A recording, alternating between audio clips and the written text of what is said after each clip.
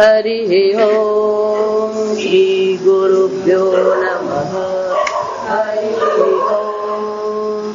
ओम भद्रं कर्णेभिः शृणुयाम देवाः, भद्रं पश्येमाक्षभिर्यजत्राः, स्थिरैरङ्गैः स्तुष्टुवागुंसस्तनूभिः व्यशेम देवहितं यदायुः। स्वस्ति न इन्द्रो वृद्धश्रवाः, स्वस्ति नः पूषा विश्ववेदाः, स्वस्ति नस्तार्क्ष्यो अरिष्टनेमिः, स्वस्ति नो बृहस्पतिर्दधातु। ओम शांति शांति शांतिः। ओम सहना भवतु सहनौ भुनक्तु सह वीर्यं करवावहै तेजस्विनावधीतमस्तु मा विद्विषावहै। ओम शांति शांति शांतिः। सदाशिवसमारम्भां शङ्कराचार्यमध्यमाम् अस्मदाचार्यपर्यन्तां वन्दे गुरुपरम्परां। श्रुतिस्मृतिपुराणानाम् आलयं करुणालयं नमामि भगवत्पादं शङ्करं लोकशङ्करं। शङ्करं शङ्कराचार्यं केशवं बादरायणं सूत्रभाष्यकृतौ वन्दे भगवन्तौ पुनः पुनः। ईश्वरो गुरुरात्मेति मूर्तिभेदविभागिने व्योमवद्व्याप्तदेहाय दक्षिणामूर्तये नमः। निधये सर्वविद्यानां विषजे भवरोगिणां गुरवे सर्वलोकानां दक्षिणामूर्तये नमः। ओम नमः प्रणवार्थाय शुद्धज्ञानैकमूर्तये निर्मलाय प्रशान्ताय दक्षिणामूर्तये नमः। पाला नंबर 55 श्लोक मंत्र 6।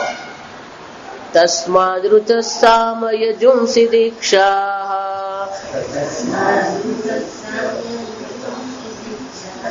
यज्ञश्च सर्वे क्रतवो दक्षिणाश्च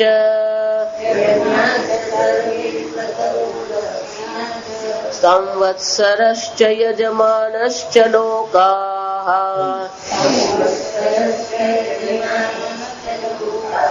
सोमो यत्र पवते यत्र सूर्यः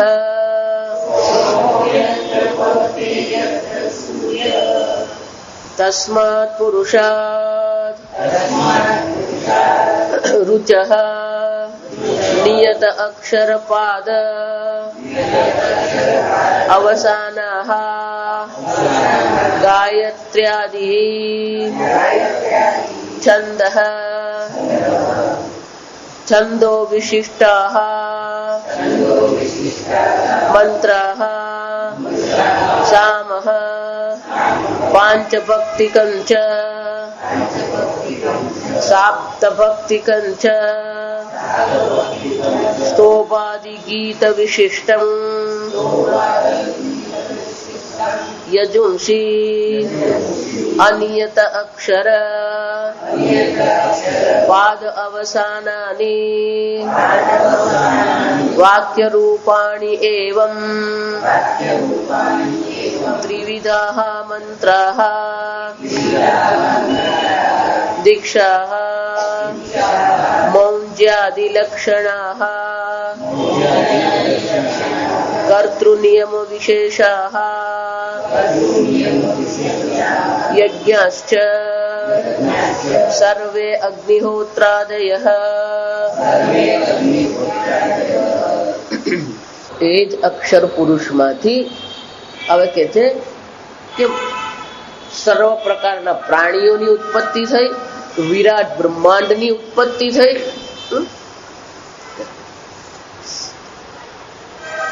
અને હવે કે છે કે આ મનુષ્ય જે છે સમજ, સંપૂર્ણ જગતની ઉત્પત્તિ થઈ, પણ આ સંપૂર્ણ જગત જે ચાલી રહ્યું છે કોને કારણે ચાલી રહ્યું છે? આ કર્મને કારણે, જીવના કર્મને કારણે આ અનેક પ્રકારની યોનિઓ બની. જીવના કર્મને કારણે અનેક પ્રકારના લોક અને લોકના ભોગ પણ બન્યા. બે વસ્તુ યાદ રાખવા. એક તો કે અનેક જન્મ છે, આ સનાતન ધર્મની જે વિશેષતાઓ છે. અન્ય સર્વ ધર્મ પણ શું માને છે? આ એક જ જન્મ છે, અહીંયાથી મર્યા પછી શું કરવાનું? ક્યાં તો સ્વર્ગમાં જવાનું, ક્યાં તો નરકમાં જવાનું. પણ આપણે શું કહીએ? પુનરપી જનનમ પુનરપી મરણમ. એક. બીજું, આ જગત જે છે કોઈ મનુષ્ય બુદ્ધિથી ઉત્પન્ન થયું નથી. આ જગત ઉત્પન્ન કરનાર ઈશ્વર છે. આ જગતના આપણે જોઈએ અભિન્ન નિમિત્ત ઉપાદાન કારણ ઈશ્વર. આપણી આ વ્યાખ્યા છે ઈશ્વર. અભિન્ન નિમિત્ત ઉપાદાન કારણ. ઉત્પત્તિ કરનાર પણ એક છે અને જેમાંથી ઉત્પન્ન થયું એ દ્રવ્ય પણ ઈશ્વર જ છે. અને ઈશ્વર આ જગત જયારે ઉત્પન્ન કરી રહ્યો છે તો કોકને ક્યાં જન્મ આપે, કોકને ક્યાં કેવો જન્મ આપે, કોઈની બુદ્ધિ કેવી છે, કોઈનું શરીર કેવું છે. આ વિવિધતા છે, અનેકતા છે. તો કે આ વિવિધતા ને અનેકતા જો ઈશ્વરને આપણે કહીએ કે ઈશ્વરે આપ્યું, તો ઈશ્વર કેવો બની ગયો? ક્રૂર બની ગયો. કેમ? કોઈને પેલા દક્ષિણ આફ્રિકાના જંગલમાં મનુષ્ય તરીકે જન્મ આપે, જે કોઈ પ્રકારની સગવડ જ નથી. આવી જાય. અને એટલા માટે જ કહીએ છીએ કે જીવના જન્મની જે વિવિધતાઓ જે છે, વિચિત્રતાઓ જે છે, એ કોને કારણે છે? જીવના પોતાના કર્મને કારણે. પણ કે જીવના કર્મ આવ્યા ક્યાંથી? એટલે કે છે આ મનુષ્ય જન્મમાં જ કર્મ કરવાની સ્વતંત્રતા છે અને એને કારણે જ આ કર્મ છે. તો કે પહેલો મનુષ્ય જન્મ ક્યારે થયો? જો આ સમજ, આ બધી કડી છે કે પહેલો મનુષ્ય જન્મ ક્યારે થયો? એટલે શાસ્ત્ર કે છે પહેલો ક્યારે થયો પછી વિચારીએ, જન્મ શા માટે થયો વિચારીએ. તો કે પોતાના સ્વરૂપને જાણતો નથી. અવિદ્યાને કારણે શું થઈ રહ્યું છે? અજ્ઞાનેનાવૃતમ જ્ઞાનમ. આ અવિદ્યાને કારણે આ શું કરતો રહે છે? ભટકતો રહે છે. આ સંપૂર્ણ સંસારમાં જે ભટકતો રહે છે કોને કારણે છે? અવિદ્યાને કારણે. તો કે અવિદ્યા ક્યારે શરૂ થઈ? અવિદ્યાનો આરંભ થયો જા વિચાર. તો આજે આખી કડી જે છે ને, આ યાદ રહ્યું તો પેલું વેદાંત આપણા માટે કામ નહીં. કે અવિદ્યાનો આરંભ થયો. જો અવિદ્યાનો આરંભ તમે નક્કી કરો તો પછી શું થશે? જે વખતે અવિદ્યાનો આરંભ થયો, જે ક્ષણે અવિદ્યાનો આરંભ થયો, એની આગલી ક્ષણ અવિદ્યાનો શું હોવો જોઈએ? અભાવ હોવો જોઈએ. અને જો આગલી ક્ષણે તો અવિદ્યાનો અભાવ, તો જ આપણે કહી શકીએ ને ઉત્પન્ન થયો અવિદ્યા. અવિદ્યા ઉત્પન્ન થઈ એમ કે તો આગલી ક્ષણે અભાવ છે. પણ જો અવિદ્યાનો અભાવ હોય તો ત્યાં શું હોવું જોઈએ? પ્રકાશ નથી તો શું હોય? અંધકાર હોય. અને અંધકાર નથી તો શું હોય? પ્રકાશ. તો અવિદ્યા નથી તો ત્યાં શું હોવાનું? વિદ્યા હોવાની. જો વિદ્યા હોય તો અવિદ્યા ઉત્પન્ન થઈ શકે નહીં. એનો અર્થ શું થયો? અવિદ્યાનો આરંભ જ નથી. એટલે અનાદિ કહેવામાં આવે. અવિદ્યાને શું કહેવામાં આવે? અનાદિ છે. અને જો અવિદ્યા અનાદિ છે તો પછી જન્મ પણ શું થવાના? અનાદિ જ છે. જન્મનો પણ પછી શું થવાનું? અનાદિ છે. અનાદિ છે એનો શું થયો? અનંત કાળથી આ જીવ શું કરતો રહે છે? અનેક જન્મ ધારણ કરે છે. અને આવા અનેક જન્મ જે ધારણ કરવામાં આવે છે એમાં ક્યારેક ક્યારેક નસીબ જોગે એને શું મળે? આ મનુષ્ય શરીર એને મળતું રહે છે. અને જ્યારે મનુષ્ય શરીર મળે ત્યારે નવા નવા કર્મ પણ ઉત્પન્ન થાય છે. અને એટલે અહીંયા કહે છે કે આ કર્મ ઉત્પન્ન કરવા માટે પેલો મનુષ્ય જન્મ છે. પણ કે કર્મ કોને આધારે છે? પાપ અને પુણ્ય તમે કોને આધારે નક્કી કરો? જો આ સમજવાનું. તમે જેને પાપ કહો એ પાપ નથી, તમે જેને પુણ્ય કહો એ પુણ્ય નથી.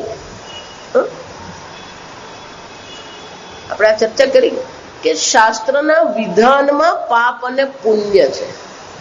શાસ્ત્રના વિધાનમાં પાપ પુણ્ય છે. શાસ્ત્ર એમ કે છે કે આ કરવું જોઈએ તો એ પુણ્ય છે, શાસ્ત્ર કે છે આ કરવું જોઈએ નહીં અને જો આપણે કરીએ તો એ શું છે? પાપ છે. ગીતામાં એટલે ભગવાન શું કહી? તસ્માત શાસ્ત્રમ તે પ્રમાણમ. 16મા અધ્યાયના છેલ્લા શ્લોકમાં ભગવાન શું કહે છે? કાર્ય વ્યવસ્થિત. કાર્ય એટલે શું કરવા યોગ્ય છે, અકાર્ય એટલે શું ન કરવા યોગ્ય છે.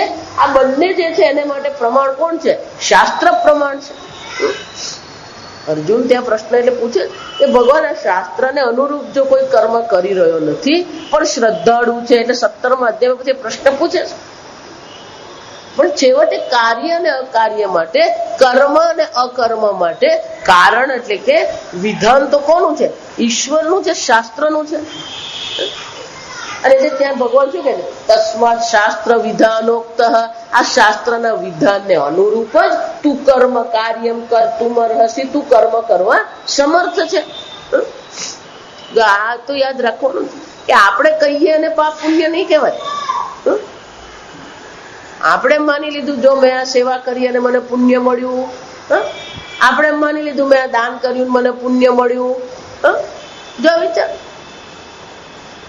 આપણે પોતે જ આપણી રીતે નક્કી કરતા હોય આને પાપ કહેવાય ને આને પુણ્ય કહેવાય.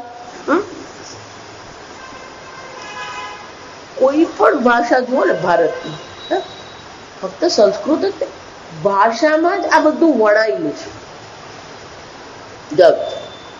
આપણે માનીએ બારું સેવા કરવા ગયો, જો અહીંયા જ વલસાડમાં છે, એક બેન પેલા નિયમિત આવતા,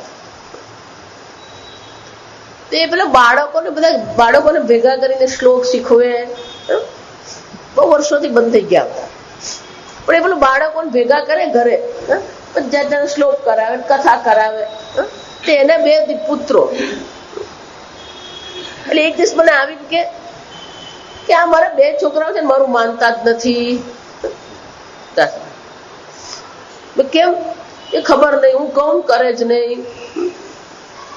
જાવ પેલા 10 ને ભેગા કરે અને 10 ને ધ્યાન આપે, એટલે પેલા 2 ને શું લાગે? અમારી અવગણના કરે છે. એટલે ગુજરાતીમાં કહેવત છે, ઘરના છોકરા ઘંટી ચાટે, ઉપાધ્યાય ને આટો. વિચાર, તમને ભગવાને જે પરિસ્થિતિમાં મૂક્યા છે એ પરિસ્થિતિમાં તમારા કર્તવ્ય કર્મનું પાલન કરવું એ યોગ્ય છે. પણ એની અવગણના કરીને આપણે શું કરીએ? વિચાર, હું વારંવાર એટલા માટે કહું, આશ્રમ જઈને રહેવા માટે છે જ નહીં. આશ્રમમાં જાઓ તો 5 દિવસ રહેવાનું, શાસ્ત્ર અધ્યયન કરવાનું, પાછું શું કરવાનું હોય? ઘરે આવી જાઓ. વિચાર, પોતાના ઘરની આપણે કાળજી કરીએ નહીં અને પછી આખા ગામને શું કરવા જઈએ? સેવા કરવા જઈએ. લોકો શું માને? હું તો 15 દિવસ આશ્રમમાં સેવા કરવા ગયો, પણ ઘરમાં માં માંદી છે એની સેવા કોણ કરવાનું? આ વિચાર. એટલે જ કહું, આપણે અત્યારના જમાનામાં જેને પાપ પુણ્ય કહીએ છીએ ને એ ખરેખર બધા પુણ્ય છે જ નહીં, પાપ જ છે. આ સમજ. વિચાર, અને એનો અર્થ શું થયો કે મનુષ્યને કર્મ કરવાની સ્વતંત્રતા આપી છે. મનુષ્ય જન્મ છે તો ત્યાં કર્મ છે, તો કર્મ છે તો કોને યોગ્ય કર્મ કહેવાય, કોને અયોગ્ય કર્મ કહેવાય, એને માટે પ્રમાણ તો કોણ છે? તસ્માત શાસ્ત્રમ તે પ્રમાણમ કાર્ય વ્યવસ્થિતો. તસ્માત શાસ્ત્ર વિધાનોક્તમ. આ શાસ્ત્ર વિધાન અનુસાર જ તારે કર્મ કરવું જોઈએ અર્જુન. અને અર્જુનની સાથે ભગવાન કોને કહી રહ્યા છે? આપણને બધાને કહી રહ્યા છે. જો એટલે જ છેલ્લે 18મા અધ્યાયમાં ભગવાન છેવટે કઈ દે છે અર્જુન, સ્વકર્મણા તમ અભ્યર્ચ્ય સિદ્ધિમ વિંદતિ માનવ. તારા પોતાના કર્તવ્ય કર્મ સ્વધર્મનું તું શું કર? પાલન કર. સ્વધર્મે નિધનમ શ્રેય પરધર્મો ભયાવહ. તો શાસ્ત્ર એ પ્રમાણ છે કર્મ માટે. આગળ ગઈકાલે આપણે જોયું એમ કે આ બધા યોનિઓની ઉત્પત્તિ કરી, તો આખો ક્રમ જોઈ ગયા. પાંચાગ્નિ દ્વારા શું કર્યું? આ અનેક પ્રકારની યોનિઓ જે ઉત્પન્ન, આ પુરુષ અને સ્ત્રીએ ગઈકાલે મેં કીધું ફક્ત પુરુષ અને સ્ત્રી મનુષ્ય નથી, નર અને માદા બંને જ છે. તો કે અનેક પ્રકારની યોનિઓ ઉત્પન્ન થઈ, પણ એમાં એક યોની મનુષ્ય જે વિશેષ છે, જે કર્મને અધીન છે. શંકરાચાર્ય એટલે બહુ સરસ કે કર્મ અધીન, આ મનુષ્ય કોને કહેવાય? જે કર્મને અધીન છે. કર્મ અધિકારી, ક્યારેક શંકરાચાર્ય શું શબ્દ વાપરે? કર્મ અધિકારી, કે કર્મનો અધિકાર કોને છે? આ મનુષ્યને છે.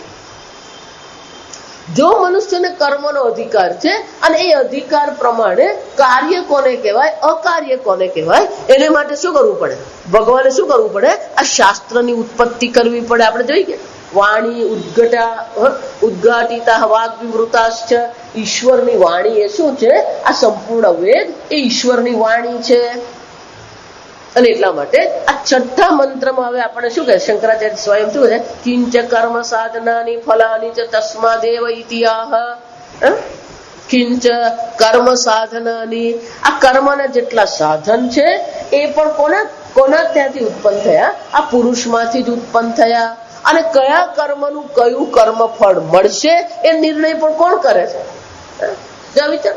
કર્મ અધ્યક્ષ પણ ઈશ્વર છે, કર્મ ફળ દાતા પણ કોણ છે? ઈશ્વર છે.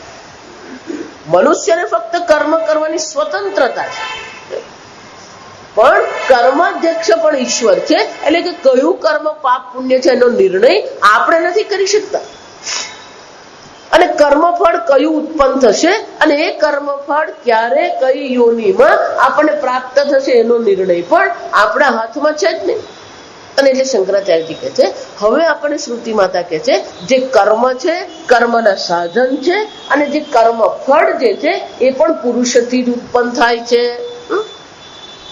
અને મેં આગળ કહ્યું કે કર્મ જે છે એ કર્મ વેદમાંથી આપણને મળે છે. અને એટલા માટે શ્રુતિ માતા શું કહે છે? તસ્માદ રુચઃ, એ જ પરમાત્મામાંથી આ ઋગ્વેદની ઉત્પત્તિ થઈ.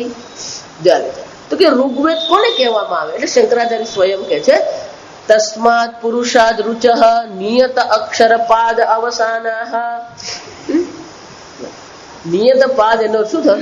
તો આ ભગવદ્ ગીતા આપણે છે ને, અને શ્લોક છે. શ્લોક છે પણ એ કેવો છે? અનુષ્ટુપ છંદ, આ છંદ કહેવામાં આવે. શ્લોકના 4 પાદ છે. જો પાદ 4 પાદ છે, દરેક પાદના અક્ષર નિયત અક્ષર, દરેક પાદમાં 8 અક્ષર છે. ગાયત્રી 3 પાદની છે, દરેકમાં 8 છે. એટલે શંકરાચાર્યજી કહે છે ઋગ્વેદના જે મંત્રો જે છે એ ઋગ્વેદના મંત્રોમાં શું છે? દરેક પાદના અક્ષર જે છે એ નિશ્ચિત છે, નિયત એટલે નક્કી છે, નિર્ણિત છે. અને અવસાન એટલે શું છે? ક્યાં અટકવું એ પણ શું છે? નક્કી જ છે. એટલા માટે ગીતાનો જયારે આપણે પાઠ કરીએ તો શું કરીએ? ધર્મ ક્ષેત્રે કુરુક્ષેત્રે જો અટકીએ, અવસાન કહેવાય. સમવેતા યુયુત્સવ અટક્યા, અવસાન કહેવાય. અક્ષર પણ 8 નક્કી છે, પાદ 4 છે, અને અવસાન એટલે ક્યાં અટકવું એ પણ બધું નિયત નક્કી જ છે. આમ ઋગ્વેદના મંત્રો જે છે એ છંદ સહિતના છે. એના છંદ નક્કી જ છે. અને જેને છંદ નક્કી હોય એનું ગાન પણ આપણે કરી શકીએ, યોગ્ય પાઠ કરી શકીએ. અને કે છે આ ઋગ્વેદ જે છે નિયત અક્ષર પાદ અવસાનાઃ ગાયત્ર્યાદિ છંદ વિશિષ્ટા, આ બધા કેવા છે? છંદ વિશિષ્ટ છે. એનો છંદ નક્કી જ છે. આ ગાયત્રી પણ છંદ છે. આ સમજવા, ગાયત્રી મંત્ર ભલે આપણે એમ કહીએ પણ એ સૂર્ય ગાયત્રી છે. દરેક ભગવાનની ગાયત્રી છે. દરેક ભગવાનની શું છે? ગાયત્રી. લક્ષ્મી માતા એમ કહીએ તો લક્ષ્મી માતાની પણ ગાયત્રી. મહાદેવ્ય ચ વિદ્મહે વિષ્ણુ પત્ની ચ ધીમહિ તન્નો લક્ષ્મી પ્રચોદયાત. દરેક દેવતાઓની ગાયત્રી. પણ એ ગાયત્રી કેવું છે? છંદો વિશિષ્ટ. એનો છંદ છે, નિયત છંદ છે. અને આ બધા જે મંત્રો છે એને ઋગ્વેદના મંત્રો કહેવામાં આવે. પછી કે છે સામહ, તો કે સામ, આ સામ જે છે એની એક વિશેષતા છે. જાણો સામના જે મંત્રો જે છે કેવા છે? પાંચ ભક્તિકમ, સાપ્ત ભક્તિકમ ચ સ્તોભાદિ ગીત વિશિષ્ટમ. પેલો છંદ વિશિષ્ટ છે. ઋગ્વેદ છે કેવું છે? છંદ વિશિષ્ટા મંત્ર, એનો છંદ છે. આ સામવેદ છે કેવું છે? ગીત વિશિષ્ટ, એનું ગાન કરો. સામ ગાન પ્રિય શિવ. શંકર ભગવાન શું છે? સામ ગાન પ્રિય હતું. રાવણ રોજ સામવેદ નો પાઠ કરતો. તો કે સામવેદ ની વિશેષતા શું છે? એટલે કે છે પાંચ ભક્તિકમ. આપણે જેમ શ્લોક કહીએ ને, ગીતાના મહાભારતના શ્લોક કહેવાય, ઉપનિષદ વેદના મંત્ર કહેવાય. જો શ્લોક નહીં કહેવાય, સમજ. મનુષ્ય બુદ્ધિથી ઉત્પન્ન થયા હોય, જેને લખવામાં આવ્યા હોય, એ બધા શ્લોક કહેવાય. જેનું રચના કરવામાં આવી હોય, લખવામાં આવ્યા હોય, એને શ્લોક કહેવામાં આવે. વેદના જે છે એને શું કહેવાય? મંત્ર કહેવામાં આવે. તો વેદના જે મંત્રો જે છે, તો કે સામવેદ જે છે એને, એના મંત્રો જે છે એને ભક્તિ કહેવામાં આવે. જ્યાં સમજ પાંચ ભક્તિ કે ભાઈ પાંચ ભક્તિ છે, પાંચ વિભાગ છે. એટલે આપણે પાંચ વિભાગ ખબર નથી. પાંચ વિભાગ કયા કયા? તો હિંકાર, પ્રસ્તાવ, ઉદ્ગીત, પ્રતિહાર, નિધનમ. હિંકાર પહેલું ભક્તિ કઈ છે? હિંકાર. બીજી કઈ છે? પ્રસ્તાવ. ત્રીજી કઈ છે? ઉદ્ગીત. ચોથી કઈ છે? પ્રતિહાર. પાંચમી કઈ છે? નિધનમ. આ પાંચ ભક્તિ છે. પાંચ ભક્તિ એટલે પાંચ વિભાગ છે. પણ કેટલાક સામવેદના જે મંત્રો છે એ પાંચ ભક્તિક નથી, સાપ્ત ભક્તિકમ. એમાં 7 છે. 5 ને બદલે કેવા છે? એ 7 ભક્તિ છે. તો કે 7 ભક્તિ કઈ? હિંકાર છે, પ્રસ્તાવ તો છે જ. સમજો પહેલા 2 હિંકાર અને પ્રસ્તાવ. પછી ત્રીજું આદિ છે. ત્રીજું કયું છે? એ આદિ ભક્તિ છે. ભક્તિ ને વિભાગ, આ સમજો મંત્ર. પછી પેલું ઉદ્ગીત છે, પ્રતિહાર છે, નિધન છે, અને છેલ્લું પેલું ઉપદ્રવ. 5 તો છે, જ્યાં સમજ 2 જ ઉમેરવાના છે, આદિ અને ઉપદ્રવ. અને એટલે શંકરાચાર્ય છે પાંચ ભક્તિકમ, સાપ્ત ભક્તિકમ ચ. એટલું જ નહીં, સ્તોભાદિ લક્ષણ. 13 પ્રકારના સ્તોભ અક્ષરો છે. હા, ઉ, ઈ, આપણે જાત જાતના અક્ષરો છે. એ 13 પ્રકારના સ્તોભાક્ષર છે. કેમ કે સામનું ગાન કરવાનું હોય તો હી, હા, ઉ, ઈ, હા, ઉ, જલ. આ ગાન કરતા આપણે કોઈ બ્રાહ્મણને સાંભળે તો આપણને ખબર પડે કે આ બધા અક્ષરો છે. પણ એ અક્ષરો કેવા છે? તો કે અક્ષરનો કોઈ અર્થ નથી. એ કેવા છે? અર્થહીન છે, પણ સામગાનની સિદ્ધિ માટે આવશ્યક છે. જો આ સંગીતમાં જે રાગ હોય ને, એ રાગનો જયારે આલાપ કરવો હોય ત્યારે શું કરવું પડે? પેલો ઈ કાં તો ઈ ક્યાં કોઈ પ્રકારથી આ અથવા ઈ નો શું કરવામાં આવે? પેલો આલાપ કરવામાં આવે.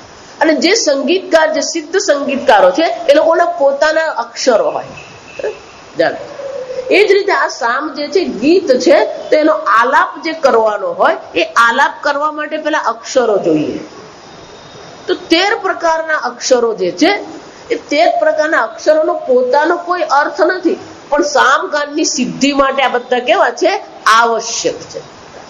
એટલે શંકરાચાર્યજી કહે છે પાંચ ભક્તિકમ, સાપ્ત ભક્તિકમ ચ સ્તોભાદિ ગીત વિશિષ્ટમ સામઃ. આ સામમાં 3 વસ્તુ છે. 5 ભક્તિ હોય, 7 ભક્તિ હોય, અને 13 પ્રકારના સ્તોભાક્ષર. જો એટલે જ કહું, આ બધી વસ્તુઓને આપણે અંગ્રેજી અનુવાદ કરવા દે તો શું કરવું ને કઈક સમજ જ નહીં પડે. વિચાર આપણો હિરણ્ય ગર્ભ એટલે શું થાય? સમષ્ટિ સૂક્ષ્મ શરીર. સમષ્ટિ સૂક્ષ્મ શરીરને શું કહેવામાં આવે? હિરણ્ય ગર્ભ. એનું શું કહેવાય? Total mind. એટલે ખરેખર એનો અંગ્રેજી અનુવાદ કરો તો શું કહેવું પડે? Total mind. સમષ્ટિ મન છે, પણ પેલો શું કરે? પેલો શબ્દ સે અનુવાદ કરે. શું કહે છે? Golden egg. એટલે આ બધા અંગ્રેજ, આ ખરેખર હકીકત કહું, આ બધા ઉપનિષદના પેલા અંગ્રેજી પુસ્તકો વાંચો ને, અમને તો સ્વામીજી બતાવતા ને પછી હસાવતા. ગોલ્ડન એગ,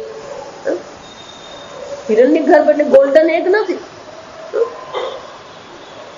કેટલાક શબ્દો એવા હોય જેનો આ શબ્દકોશ પ્રમાણે અનુવાદ નહીં થઈ શકે. શબ્દકોશ પ્રમાણે તમે અનુવાદ કરવા જાઓ તો અનુવાદ શું થઈ જવાનું? કઈક બીજો જ અર્થ થઈ જાય. એ જ રીતે આ સ્તોભાક્ષર કહીએ, પાંચ ભક્તિ કહીએ, સાપ્ત ભક્તિ કહીએ, પેલા અંગ્રેજીમાં શું કહીએ આપણે? એટલું જ નહીં, આગળ શું કરે? યજુંસી. આ યજુર્વેદ જે છે, અનિયત અક્ષરપાદ અવસાનાની વાક્ય રૂપાણી એવ. આ યજુર્વેદ જે છે એના જે મંત્રો જે છે એના કોઈ પણ પ્રકારનું નિશ્ચિત નથી. કેટલા પાદ હોય, દરેક પાદમાં કેટલા અક્ષર હોય, ક્યાં અટકવું એનો કોઈ નિશ્ચય નથી. અનિયત પાદ અક્ષર પાદ અવસાના એવમ. આ પ્રકારથી શંકરાચાર્યજી કહે છે ત્રિવિધા મંત્રા. આ ત્રણ પ્રકારના મંત્રો આપણને શાસ્ત્રમાં જોવા મળે છે. અને એ ત્રણ પ્રકારના મંત્રો એ ત્રણ પ્રકારના વેદ છે: ઋગ્વેદ, યજુર્વેદ અને સામવેદ. એટલે ક્રમ ઋગ્વેદ, યજુર્વેદ અને સામવેદ છે. પણ અહીંયા પેલા નિયત અક્ષર જે છે, એટલે છંદને બેસાડવા માટે પહેલા શું કરી દીધું? ઋગ્વેદ, સામ, યજુંસી. પેલા અક્ષર નિયત હોય, આપણે ભણ્યા ને ત્યારે પેલા છંદ ગુજરાતીમાં શીખ્યા છે, લઘુ અને ગુરુ ને આ બધું શીખી ગયા છે આપણે. આ છંદ જે છે તો આ છંદ માટે કયો પહેલો લઘુ હોય, બીજો ગુરુ હોય, આ બધું આપણે શીખ્યા. પછી લખવાની રીત હોય પછી. પણ લઘુ અને ગુરુ લખવા માટે ને પેલા શું હતા? એ ચિહ્નો હોય, એ ચિહ્ન પ્રમાણે આપણે ચાલતા. એટલે લઘુ ગુરુ ને અનુરૂપ કરવાનું હોય. અને એટલા માટે પેલો બીજો ભલે વેદ યજુર્વેદ છે, પણ પેલો અહીંયા છંદ ને બેસાડવા માટે બીજો લખ્યો કોને? સામ. પણ ક્રમ કયો છે? ઋગ્વેદ, યજુર્વેદ, સામવેદ. આ જે ત્રણ વેદ જે છે એ ત્રણ વેદ માંથી પછી શું ઉત્પન્ન થયું? દીક્ષાશ્ચ યજ્ઞાશ્ચ સર્વે ક્રતવઃ. દીક્ષાચ યજ્ઞ. આ દીક્ષા, જો આ વિચાર, મંત્ર દીક્ષા. આ ઉપનયન પણ જે છે ખરેખર શું છે? દીક્ષા છે. તો સમજો, મંત્ર દીક્ષા છે. એ અનેક પ્રકારની દીક્ષાઓ હોય. આ વેદનું અધ્યયન કરવું હોય તો ગુરુજી પાસે શું કરવું પડે? પેલી દીક્ષા લેવી પડે અને પછી ગુરુજી પાસે વેદ અધ્યયન કરી શકીએ. પહેલા તો પેલા ગુરુજી પાસે જાય ને એટલે જઈને પહેલા પોતાના કુળને બોલવું પડે. મારા દાદા પરદાદા કોણ હતા, મારા નાના પરનાના કોણ, આ બધું પોતાની શું કરવી પડે? ઓળખાણ આપવી પડે. આ કુળમાં હું જન્મ્યો, આ કુળની આ વિશેષતા છે, આ કુળના અમારા ગોત્રના ઋષિ કોણ છે, અને એ ઋષિ કોણ છે એટલું જ નહીં, અમારો વેદ કયો છે. ભલે ક્ષત્રિય હોય પણ એનું પણ શું હોય? હવે તો આપણી બધી ઓળખાણ, જો એટલે મને મજાક ઉડાવું ને એટલા માટે કે આપણી ઓળખાણ જ બદલાઈ ગઈ. હવે આપણી ઓળખાણ એટલે શું છે? આધાર કાર્ડ ને પાન કાર્ડ. જો વિચાર, આ આપણી ઓળખાણ. આધાર કાર્ડ ને પાન કાર્ડ એ આપણી ઓળખાણ નથી. આ સમજો, એ આપણી નાગરિકતા છે. આપણા ભારત દેશના નાગરિક છે અને એટલે આપણે ભારત દેશ શું કરી રહ્યો છે? આપણે આ કાર્ડ આપે છે દરેક ને ગોત્ર. જો એટલે આ તમે પૂજા કરાવો ને ત્યારે પેલો બ્રાહ્મણ તમને સંકલ્પ કરતા બધું બોલાવડા, કયું ગોત્ર છે, કયા ઋષિ છે. પણ આ બધામાં શું કર? જો આ ધારો કે આપણે ચંડી હોમ કરવો છે, તો ચંડી હોમ કરવા માટે પણ બ્રાહ્મણ પાસે પહેલા આપણે દીક્ષિત થવું પડે. યજમાનને શું કરવું પડે? એને દીક્ષિત કરવો. તો એટલા માટે પેલું દુર્વા પહેરાવે, ત્રીજી આંગળીમાં જે દુર્વા પહેરાવે ને એ દીક્ષિત કરેલું છે. એનો અર્થ થયો કે તમે હવે આ ચંડી હોમ કરવા માટે શું છે, અધિકારી બન્યા. જ્યાં સુધી દીક્ષિત નહીં કરવામાં આવે ત્યાં સુધી પેલું અધિકારીત્વ મળે નહીં. અને એટલે મૌજ એટલે આ જ સમજ, મૌજ એટલે આ ઘાસ જે પહેરાવી શું કરવામાં આવે ને, દીક્ષિત કરવામાં. મૌજાદી લક્ષણા ક્રતુઃ, આ પ્રકારથી દીક્ષા જે છે, વેદના અધ્યયન માટે, યજ્ઞ કરવા માટે, મંત્ર જપ કરવા માટે શું કરવામાં આવે, એને દીક્ષિત કરવામાં આવે. અને આ જે દીક્ષિત કરવામાં આવે છે એને શંકરાચાર્યજી કહે છે આ પ્રકારથી વિવિધ પ્રકારની દીક્ષાઓ જે છે એ દીક્ષા આપવામાં આવે. યજ્ઞાશ્ચ, કે અનેક પ્રકારના યજ્ઞો પણ એ પરમાત્મામાંથી જ ઉત્પન્ન થયા. એટલે કે છે યજ્ઞાઃ ચ સર્વે ક્રતવઃ સયુપાઃ. જો યજ્ઞ અને ક્રતુ, યજ્ઞ અને ક્રતુ, પછી એનું પેલું બહુવચન એટલે ક્રતવઃ થઈ ગયું. એટલે કે છે આ યજ્ઞ અને ક્રતુ એટલે કે આ ક્રતુ પણ એક વિશેષ પ્રકારના યજ્ઞ છે. પણ એ જે વિશેષ પ્રકારના યજ્ઞ જે છે એ કેવા છે, તો કે એમાં સયુપાહ, એમાં બલિ ચડાવવામાં આવે. ક્રતવઃ જે છે બધા કેવા છે, જેમાં બલિ ચડાવવામાં આવે એવા જે યજ્ઞ છે. યુપ, યુપ એટલે એક થાંભલો હોય, ત્યાં આ પેલા પશુને બાંધવામાં આવે, એને યુપ કહેવામાં આવે. જો આપણને ખબર જ નથી, આપણે બહુ શાંતિથી જીવીએ છીએ. બાકી આ જેને આપણે અગ્નિહોત્ર કર્મ કહીએ એ સીધું સાધું. પણ બીજા બધા જે યજ્ઞ જે છે, અશ્વમેધ યજ્ઞ, વાલ્મીકી રામાયણ જો તમે વાંચો ને સંસ્કૃત, તો વાલ્મીકી રામાયણનો પ્રારંભ દશરથ રાજાએ જે અશ્વમેધ યજ્ઞ કરેલા એના વર્ણનથી શરૂ થાય છે. દશરથ રાજાએ અશ્વમેધ યજ્ઞ કરે. અશ્વમેધ યજ્ઞ એટલે આપણે તો એટલું જ જાણીએ કે પેલો ઘોડો છોડું મૂકે અને ઘોડો જે જે રાજ્યમાં જાય એ રાજ્યએ અધીન થવાનું, ન અધીન થાય તો શું કરવાનું, યુદ્ધ કરવાનું. પણ એ જે સર્વ અશ્વ જેટલા રાજ્યોમાં જાય એ બધા રાજ્યમાં ફરીને છેવટે જયારે અશ્વ પાછો આવે એ જ અશ્વની છેવટે પૂર્ણાહુતિ વખતે બલિ ચડાવવામાં આવે. હકીકત છે. અને બલિ ચડાવવું એટલે એક સીધું સાધું નહીં, એમાં વર્ણન નહીં થાય એવું છે. બધા મંત્રો છે, એ બધા મંત્રો પ્રમાણે શું કરવામાં આવે, એક એક અંગની શું કરવાની હોય એ બલિ છે. એ હિંસક છે. જો આ બધા છે ક્રતવ કેવા છે, આ બધા હિંસક યજ્ઞ છે. આપણને ખબર છે જયારે પરીક્ષિતને મહાભારત પ્રમાણે પરીક્ષિતને જયારે શ્રાપ આપવામાં આવ્યો અને છેવટે એ તક્ષક નાગ પેલા ફળમાં બેસીને આવ્યો, ઈયળ બનીને આવ્યો. કાચના મહેલમાં પરીક્ષિત રાજા રહેતા હતા. તો પેલા ફળ રૂપે તક્ષક નાગ ફળમાં ઈયળ બનીને તક્ષક નાગ આવ્યો અને જેવું ફળ એમણે કાપ્યું, ત્યાં બહુ સરસ લખ્યું છે મહાભારત કે એનું મૃત્યુ નિશ્ચિત હતું, એટલે એ જ ફળ એને હાથમાં લીધું જેમાં પેલો તક્ષક નાગ બેઠો હતો. જા વિચાર, તક્ષક નાગ જે છે એક ફળમાં એક કણો બનીને બેઠો હતો. અને પછી તક્ષક નાગે શું કર્યું, એના જે બધા અનુયાયીઓ હતા એના જે શિષ્યો, એ લોકોને કીધું તમે બ્રાહ્મણ બનીને જાઓ અને મારા એને શું કરો, આ બ્રાહ્મણ તરીકે એને આ ફળ આપી આવો. તો અનેક ફળ આપવા જયારે ગયા તો કે બ્રાહ્મણ તરીકે તમે જશો તો એ ના પાડશે નહીં. એટલે બ્રાહ્મણ પાસેથી પરીક્ષિતે શું કર્યું, પેલા પ્રસાદ તરીકે ફળનો જે આખો કરંડિયો હતો એ એને લઈ લીધો.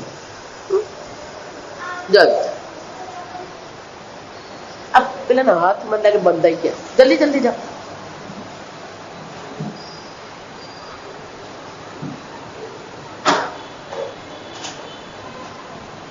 પિક્ચર વાગ્યું બેટા, વાગ્યું?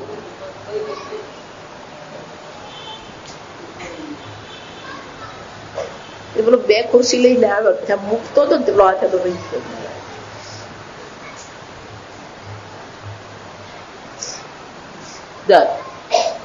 પેલા ટોપલામાં તો ઘણા બધા પ્રકારના ફળ હતા, અને એ પેલા એના પ્રધાનો સાથે ચર્ચા કરી રહ્યા હતા. પેલો બ્રાહ્મણો આવ્યા એટલે ઉભા થઈને બ્રાહ્મણ પાસે એમણે પેલી કટોરી સ્વીકારી લીધી.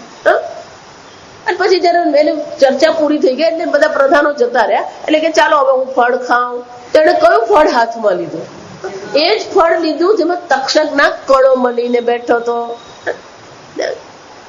એટલે જેવું પેલું ફળ કાપ્યું એટલે પેલો બહાર કણો નીકળ્યો, અને શું થયું? એ તક્ષક નાગ બની ગયો. એટલે પરીક્ષિતને કહ્યું કે તું ગમે એટલું પોતાની જાતને બચાવવાનો પ્રયત્ન કર, પણ મૃત્યુ તારું નિશ્ચિત હતું. એટલે તે એ જ ફળ હાથમાં લીધું જેમાં હું બેઠો હતો.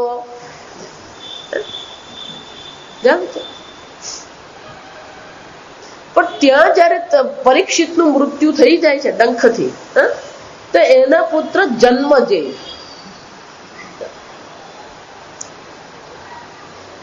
આ સંપૂર્ણ મહાભારતના મુખ્ય વક્તા અને શ્રોતા જે છે ને, એ શ્રોતા જન્મજય છે. અને જે મુખ્ય વક્તા છે ને એ વૈશંપાયન ઋષિ છે. એટલા માટે આમ આપણે વિષ્ણુ સહસ્રનામ પાઠ કરીએ ત્યારે શું કહે છે? શ્રી વૈશંપાયન ઉવાચ. વૈશંપાયન એ વર્ણન કરે છે. એટલે જન્મ જઈને આવ્યો ક્રોધ. રાતોરાત બધા મંત્રીઓએ આ જન્મ જઈને રાજા રાજ્યાભિષેક કરી દીધો, પણ એને ક્રોધ આવ્યો કે તક્ષક નાગે મારા પિતાને મારી નાખ્યા. અને એટલા માટે એને નક્કી કર્યું હું સર્પ યજ્ઞ કરીશ. અને સર્પ યજ્ઞ જયારે કરવામાં આવ્યો તો એક એક મંત્રથી આ વિશ્વમાં જેટલા પણ સર્પ હતા બધા આવીને શું થતા હતા? અગ્નિમાં પડતા. તક્ષક નાગને થયું કે હવે આ તો હું બચી શકું એમ નથી. એટલે પેલો ઇન્દ્ર પાસે જઈને બેસી ગયો. એ ભલે ઇન્દ્ર પાસે ગયો, પણ મંત્રની એ વિશેષતા હતી કે ખેંચાયો. એટલે એને ઇન્દ્રને શરણે જઈને ઇન્દ્રને કીધું કે તું મને બચાવ. એટલે ઇન્દ્ર જન્મજય પાસે આવ્યા અને કે જન્મજય તું આ શું કરી રહ્યો છે?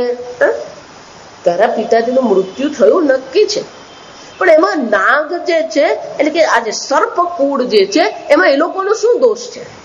તારા પિતાજીને શ્રાપ મળ્યો હતો, એટલે શ્રાપની પૂર્તિ, ઋષિના વચનની પૂર્તિ માટે તક્ષકે નાગ ડંખ માર્યો. એને તક્ષકને તો કોઈ લાગતું ઓળખતું જ નથી. પણ ઇન્દ્ર નહીં માન્યા. પછી મનુ આવ્યા ને મનુએ સમજાવ્યું ત્યારે એ માન્યો, અને સર્પ યજ્ઞ શું કરવામાં આવ્યો? બંધ કરવા. એટલે શંકરાચાર્યજી કહે છે યજ્ઞ જે છે એ સામાન્ય છે. ક્રતવઃ યુપાહ, પેલું યુપા એટલે થાંભલો હોય અને ત્યાં પેલા પશુને બાંધવામાં આવે. એટલે કે છે ક્રતવઃ ચ, તો કે યજ્ઞ પણ હોય અને ક્રતુ પણ હોય. પણ કોઈ પણ યજ્ઞ હોય, કોઈ પણ પ્રકારનો ક્રતુ હોય, એની પૂર્ણાહુતિ ત્યારે જ થાય જયારે યજમાન બ્રાહ્મણને દક્ષિણા આપે. સદક્ષિણ આગળ આપણે જોઈ ગયા. તો યજ્ઞની પૂર્તિ ક્યારે થાય? સદક્ષિણ. અદક્ષિણ અહીંયા જોઈ ગયા કે જો દક્ષિણા આપવામાં ન આવે, યોગ્ય પ્રમાણમાં જો દક્ષિણા આપવામાં ન આવે તો તમારા યજ્ઞની પૂર્તિ થતી નથી. અને પણ કે દક્ષિણા પણ ક્યાંથી ઉત્પન્ન થઈ? એ બ્રાહ્મણોએ ઉત્પન્ન નથી કરી. પુરુષાદ દક્ષિણાશ્ચ, એ ભગવાનમાંથી આ દક્ષિણાની પણ ઉત્પત્તિ થઈ. સંવત્સરશ્ચ, સંવત્સર ને કાળ. આ કાળની ઉત્પત્તિ પણ ક્યાંથી થઈ? ભગવાનમાંથી જ થઈ. સંવત્સર એટલે વર્ષ. વર્ષ કહીએ એટલે પછી 12 મહિના, 2 પક્ષ, સપ્તાહ, આ બધું ક્યાંથી ઉત્પન્ન થયું? જો પ્રશ્ન ઉપનિષદમાં જોઈ ગયા આપણે. શંકરાચાર્યજી કહે છે આ કાળની પણ જે ઉત્પત્તિ થઈ, કાળ પણ છેવટે શું છે? કર્માંગ. આ કર્મના અંગ સ્વરૂપે છે. જો હમણાં જો આપણું છાંદોગ્ય વાંચ્યું છે, બહુ સરસ છે કે બ્રહ્મવાદી એવું કે છે કે પ્રાતઃકાળના દેવતા વસુઓ છે. એટલે પ્રાતઃકાળના દેવતાઓ વસુ છે. એટલે યજ્ઞમાં જે પણ કઈ આહુતિ આપવામાં આવે એ આહુતિના અધિકારી કોણ છે? આ વસુ દેવતાઓ છે. મધ્યાહન કાળના દેવતા રુદ્ર છે. તો મધ્યાહન કાળમાં જે આહુતિ આપવામાં આવી રહી છે એના અધિકારી કોણ છે? એના હવ્યભાગી કોણ છે? આ રુદ્ર એના હવ્યભાગી છે. સાયંકાળ જેને કહેવામાં આવે, સાંજ જેને કહેવામાં આવે, એ સાયંકાળમાં જે આહુતિ આપવામાં આવે તો સાયંકાળના દેવતા કોણ છે? તો કે દેવતાઓ અને વૈશ્વદેવ. વૈશ્વદેવ અને દેવતાઓ એ સાયંકાળના દેવતાઓ છે. એટલા માટે સાયંકાળમાં જેટલી પણ આહુતિ આપવામાં આવે એના અધિકારીઓ કોણ છે? આ દેવતાઓ અને વૈશ્વદેવ એના અધિકારી છે. એનો શું થયું? આપણે ત્યાં કાળ પણ કોની સાથે જોડાયેલો છે? આ કર્મ સાથે, કર્માંગ. આપણે એને મુહૂર્ત કહીએ. જો ધારો કે આપણે બંગલો બનાવવો હોય, ભૂમિ પૂજન કરવું હોય, એટલે આપણે શું કહીએ? મહારાજ મુહૂર્ત જોઈ આપો, ભૂમિ પૂજન કરવાનું છે. બંગલો બની ગયો, મહારાજ મુહૂર્ત જોઈ આપો, વાસ્તુ પૂજન કરવાનું છે. મહારાજ મુહૂર્ત જોઈ આપો, દીકરાને લગ્ન કરવાના છે. આમ કાળનો પણ ઉપયોગ આપણે શાના માટે કરીએ? કર્મના અંગ સ્વરૂપે કરીએ. અને એટલે શંકરાચાર્યજી કહે છે સંવત્સરશ્ચ કાલઃ કર્માંગ. પણ કે આ બધા કર્મ કરવા માટે કોની જરૂર પડે? યજમાનશ્ચ. યજમાન પણ કોણ છે?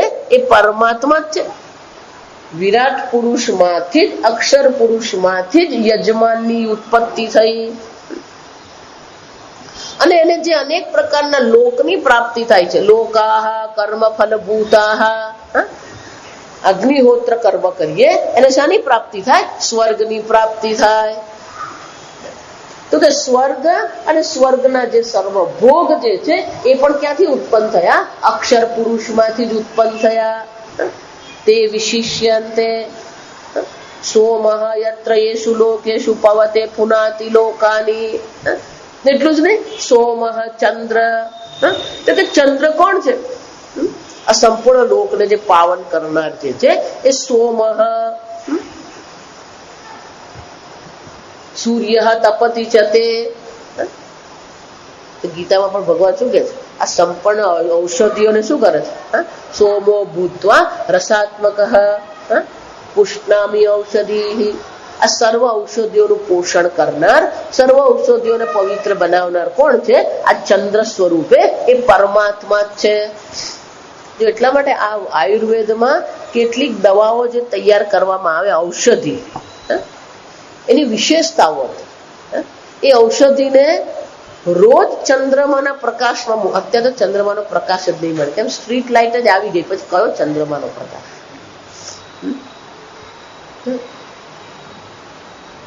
એ ઔષધિને શું કરવામાં આવે?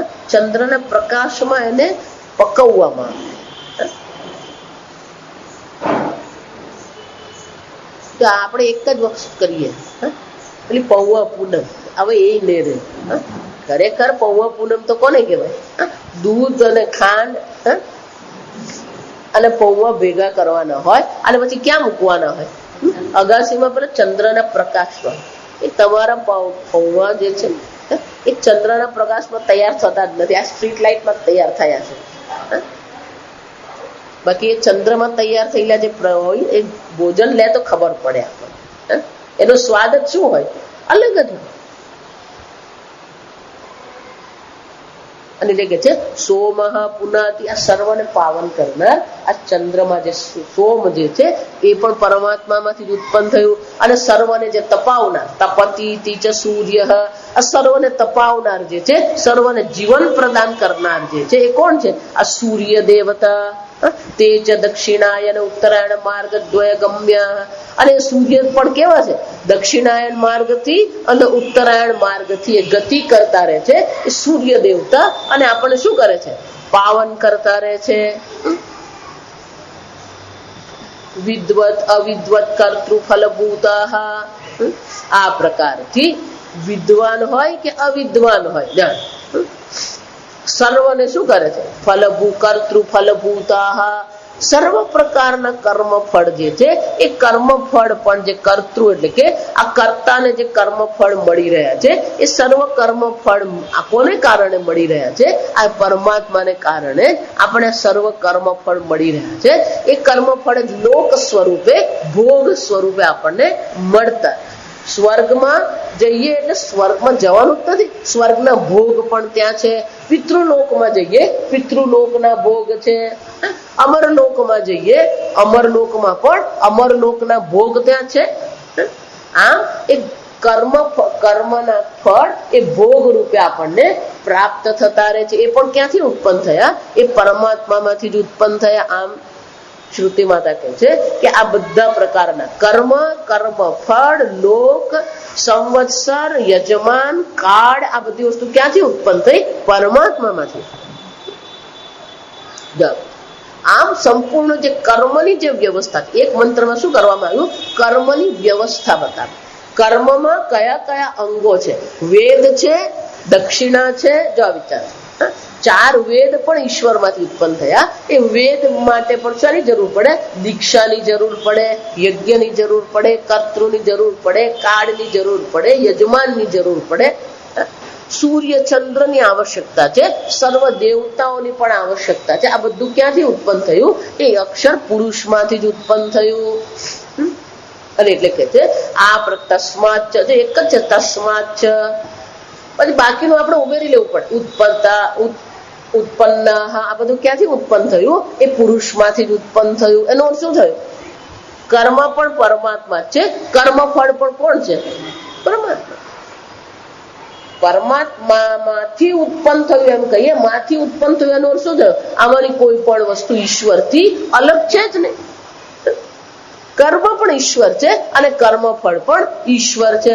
લોક પણ ઈશ્વર છે, લોકમાં મળતા ભોગ પણ ઈશ્વર છે. જો એટલે જ આપણે કહીએ ને અન્ન દેવતા છે. બધા ભોગ જે છે ઈશ્વરમાંથી ઉત્પન્ન થયા. તો એનું આપણે શું કરવું જોઈએ? અન્નમ ન નિંદ્યાત.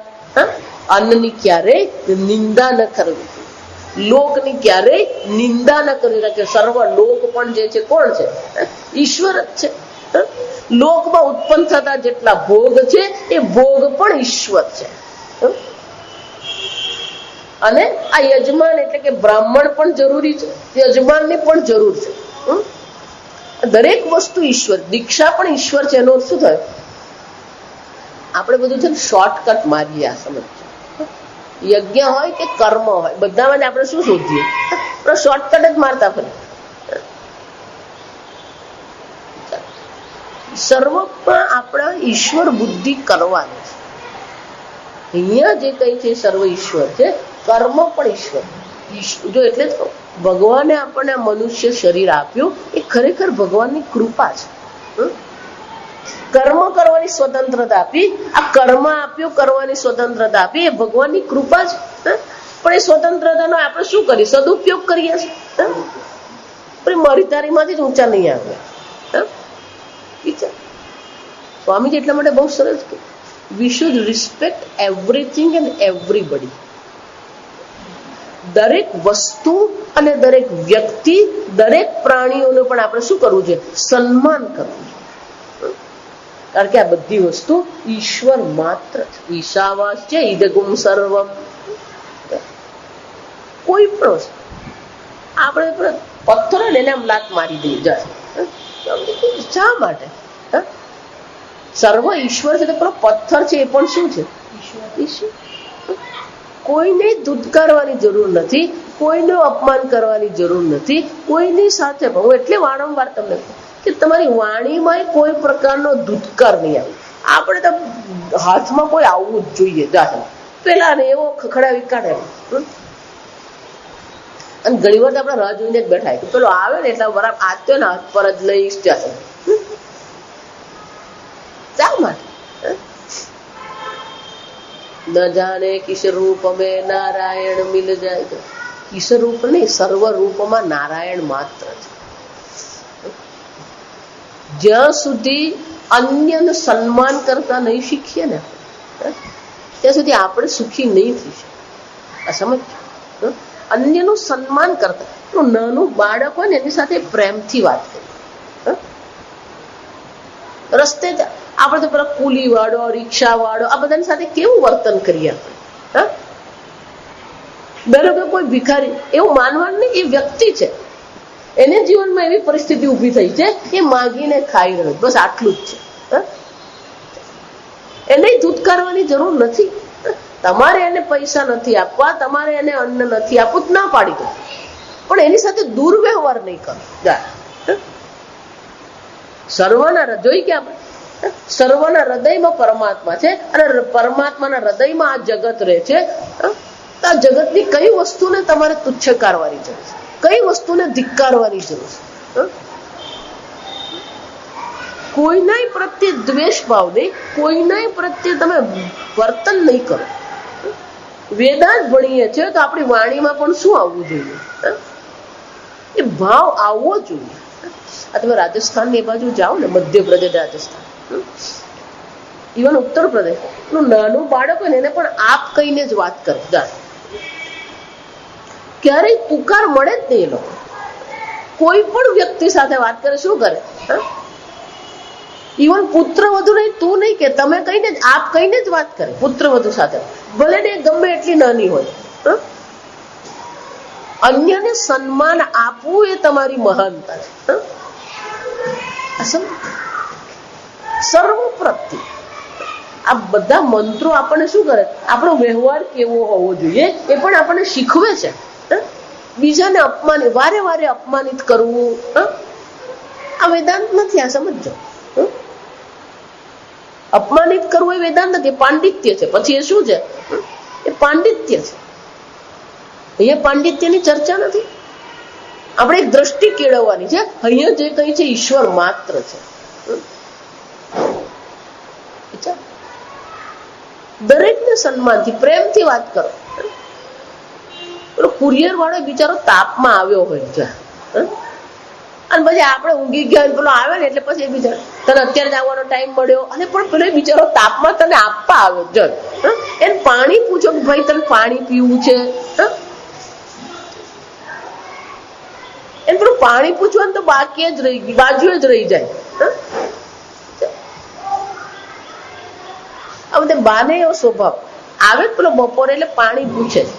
તો એક વાર પેલા બાજુ વાળા હતા, બા આ લોકોને ઘરમાં રાખવાનું નહીં, તમારે પાણી નહીં પીવડાવવાનું.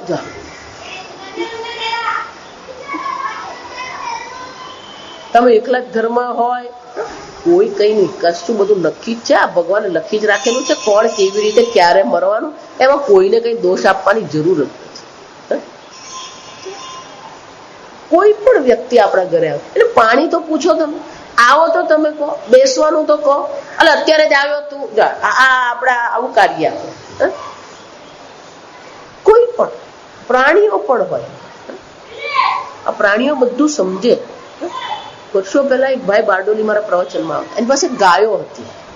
દરેક ગાયનું નામ, એની ગૌશાળામાં એ દાખલ થાય ને, એ જે ગાયનું નામ કે દોડતી આવીને એની પાસે ઉભી. એટલું જ નહીં, કોક જો અજાણું એને ગાય ગૌશાળા બતાવવા લઈ ગયા હોય, એ જયંતિભાઈ હતા, અને એ ગાયને એ પેલા ભાઈ આવે એની સાથે વાતો કરતા હોય, અને ધારો કે એના મિત્ર હોય ને પછી મિત્ર એને આમ ઠપકારે ને તો પેલી ગાય દોડીને આવીને પેલા મારવા પડે. કેમ? પેલા જયંતિભાઈ માર્યું એને. જાઓ વિચાર, એટલી ગાયની એની સાથેની માયા હતી. એ જાય એટલે ગાયો એટલી ખુશ થઈ જાય, બધી એને વળગે. એટલે મને કે મારે દરેકની સાથે, જેમ પેલા દરેક બાળક સાથે વાત કરું કે મારે દરેકની સાથે સવારે હું જાઉં ને પહેલું મારું કામ આટલું કે બધાને મારે પંપાડવાની, બધાને પ્રેમ કરવાનો, બધાને નામથી પણ નહીં બોલાવે તો પેલી રિસાઈ જાય. પેલી એકનું નામ જમના હોય, પેલી ગંગાની સાથે વાત કરીને જો જમના સાથે વાત નહીં કે એને નામથી બોલાવી નહીં તો એને ખબર પડી જાય જો આજે મારું નામ નહીં લીધું એમ. વિચાર, પ્રાણીઓને પણ છે પ્રેમ ભાવના, એ લોકોને બધી ખબર પડે. હમણાં અમેરિકામાં પ્રસંગ બની ગયો. જો વિચાર, એક ભાઈને તે કૂતરું હતું, એ પાડેલું, પછી અચાનક એને હાર્ટ એટેક આવે. એને હાર્ટ એટેક આવે, પેલા કૂતરાને ખબર પડી ગઈ કે આ મારા માલિક છે ને કંઈક થયું છે. એટલે દોડીને બહાર ગયું, પડોશીને ત્યાં ભસીને એને ખેંચી લાવ્યો. અને પડોશીને ખબર પડી, ઘરે બાપરે આ તો મરવા પડે. તરત જ પેલી એમ્બ્યુલન્સ બોલાવીને લઈ ગયા. એમ્બ્યુલન્સની પાછળ દોડતો પેલો કૂતરો ગયો, અને પેલા ભાઈને સિવિયર હાર્ટ એટેક આવેલો, તરત આઈસીયુમાં દાખલ કરી દીધું. એક અઠવાડિયે ભાઈને બહાર કાઢ્યા, પેલો હોસ્પિટલની બહાર જ એક કૂતરો બેસી ગયો, ખાઈ પણ નહીં. બધા એને સમજાવે કે ભાઈ તારો માલિક અંદર લઈ નહીં જાય, કારણ કે તારો નિયમ છે, કૂતરો તમે હોસ્પિટલમાં લઈ જઈ નહીં શકો. કોઈનું નહીં સાંભળે. જેવો એને સ્ટ્રેચર પર બહાર લાવે ને પેલો એટલો ખુશ, આંખમાંથી પાણી પડે કૂતરાને, પેલો રડે રીતસરનો. જો વિચાર, 7 દિવસ સુધી ખાધા પીધા વગર કૂતરો ત્યાં બેસી રહ્યો. બધાએ પ્રયત્ન કરી ચૂક્યા ખવડાવવા માટે, નહીં જ ખાધું તો નહીં જ ખાધું. વિચાર કરો. સન્માન આપો બધાને, બધાને પ્રેમની જરૂર છે. હું એટલે કહું, પણ ચાલતા વાળને આમ ખેંચીને, એટલે પણ એને જીવ છે, એને સંવેદના છે. હું વારંવાર બધાને કહું છું કે આપણી વાણીમાં કોઈ પ્રકારની ક્રૂરતા નહીં હોવી જોઈએ. ભગવાન શું કહે છે? વાણીની તપશ્ચર્યા કોને કહેવાય? ગમે તે પરિસ્થિતિ છે, તમારી વાણી કેવી છે, તમારું વર્તન કેવું છે, જ્યાં બધું જ ઈશ્વર છે. વિચાર, સવારે ઉઠીએ, સૂર્ય દેવતાને નમસ્કાર કરીએ, પરમાત્મા, પ્રત્યક્ષ પરમાત્મા છે. આ સમજો, એક જ પ્રત્યક્ષ દેવતા છે જે સૂર્યનારાયણ છે. આપણે એની સામે જોવાનો ટાઈમ નથી. આપણે તો એવી રીતે રહીએ છીએ, પૂર્વ દિશા કોને કહેવાય ને એનો ભાન નથી આપણને. આવું ઘણે ત્યાં જાઉં પણ વાસ્તુમાં લઈ જાય, પછી પૂછું, એટલે ભાઈ પૂર્વ દિશા, એને ખબર જ નહીં પૂર્વ દિશા કઈ. એટલે મારે પૂછવું પડે, એટલે ભાઈ સૂર્ય કઈ દિશામાં ઉગે, પણ બાદ પૂછે, અરે સૂર્ય કઈ દિશામાં ઉગે, એટલે એ સૂર્ય, ચંદ્ર, વનસ્પતિ, ઔષધિ, આ બધી વસ્તુ પરમાત્મા છે, કારણ કે બધી વસ્તુ પરમાત્મામાંથી ઉત્પન્ન છે. કોઈના પણ પ્રત્યે ક્યારેય નહીં. સામાન્યમાં સામાન્ય, હું તો કઉ છું, કીડી, તમારા ઘરમાં જો કીડી આવતી હોય, કીડીને ફક્ત એક જ વસ્તુની જરૂર છે, ભોજનની. જો તમારે તમારા ઘરમાં કીડી ન આવવા દેવી હોય તો સરળ ઉપાય એટલો જ છે. આ બધું આજકાલનું નહીં આપેલું, શું કહે એને, શું કહે લોકો, ના ના ના ના, આ વાપરે તે પેલું મરી જાય, લક્ષ્મણ રેખા. આ લક્ષ્મણ રેખા નહીં વાપરવાની, એને મારી નાખવાની તમને શું જરૂર છે? જ્યાંથી તમારા ઘરમાં કીડી દાખલ થતી હોય ને, હકીકત તમને કહું, ચોખાનો લોટ કે ઘઉંનો લોટ ત્યાં મૂકી દો, એ નહીં આવે ઘરમાં. અમારા આશ્રમમાં એવું જ હતું, જંગલમાં રહેતા હતા ત્યાં એવું જ હતું, કીડી ઢગલો કીડી થાય. મારા રૂમમાં તો એવું હતું કે રોજ સાંજ પડે એટલે કીડીની લાઈન શરૂ થાય. એ પેલી એક બારીમાંથી દાખલ થાય, પછી દિવાલ પરથી ચાલી નહીં, પછી પેલી બીજી બારીમાંથી, રોજ રાત્રે. સવાર સૂર્યોદય થાય ને એટલે એક પણ કીડી તમને જોવા નહીં મળે. ભૂલે ચૂકે જો સ્વામી જે પેલી પીપરમીન્ટ કે ચોકલેટ આપીને મેં મૂકી હોય, એને ગંધ આવી જ જવાની. એટલે પછી મેં નક્કી જ કરેલું કે આ રૂમમાં ચોકલેટ આવે ને એટલે એક ચોકલેટ શું કરું, એ જ્યાં દાખલ થાય ને ત્યાં ખોલીને મૂકી દઉં. કેમ? ફિસ્ટ, આજે શું થઈ ગયું, કીડીને ફિસ્ટ મળી ગયું જાય. ભગવાને જે બધું બનાવ્યું છે યોગ્ય જ છે. એટલે મેં કીધું, ચકલી એમ નથી માનતી ચાલો મનોહરભાઈ ના ઘરમાં માળો, એ તો એટલું જ જોયું છે કે આ યોગ્ય છે, હું માળો બનાવું. એ તમારા ઘરમાં માળો નથી બનાવતી. આ સમજ, દરેક કોઈ પણ જળ ચેતન દરેક વસ્તુને શું કરીએ, એ પરમાત્મા સ્વરૂપે આપણે દર્શન કરીએ અને સર્વનું એક સમાન રીતે સન્માન કરતા શીખીએ, તો જ આ વેદાંત કામ આવવાનું છે. બાકી આ વેદાંત શું થઈ જશે, પાંડિત્ય બનીને રહી જશે. અને પાંડિત્યથી તમારી ગમે એટલી વાહવા થશે, પણ આંતરિક રીતે જે સુખ અને શાંતિની અનુભૂતિ છે ને એ નહીં થાય. આ સમજ, પાંડિત્ય તમને સુખ અને શાંતિ નહીં આપે. દરેકનું તમે સન્માન કરી શકો છો, જેટલું તમે અન્યનું સન્માન કરશો, જેટલી ઈશ્વર બુદ્ધિથી તમે જીવન જીવશો. ગઈકાલે મેં એટલે જેટલું જ અમારા જીવનમાં ઈશ્વરનો વધારે પ્રવેશ થશે ને, એટલી જ તમારા મનમાં સુખ અને શાંતિની અનુભૂતિ છે. આગળ આપણે પાછા ઓગસ્ટમાં મળીશું, ત્યારે આગળ ચાલો. ઓમ અસતો માં સદ્ગમય તમસો માં જ્યોતિર્ગમય મૃત્યોર્મા અમૃતંગમય. ઓમ પૂર્ણમદ પૂર્ણમિદં પૂર્ણાત પૂર્ણમુદચ્યતે પૂર્ણસ્ય પૂર્ણમાદાય પૂર્ણમેવાવશિષ્યતે. ઓમ શાંતિ શાંતિ શાંતિ. શાંતિ. હરિ ઓમ. શ્રી ગુરુભ્યો નમઃ. હરિ ઓમ.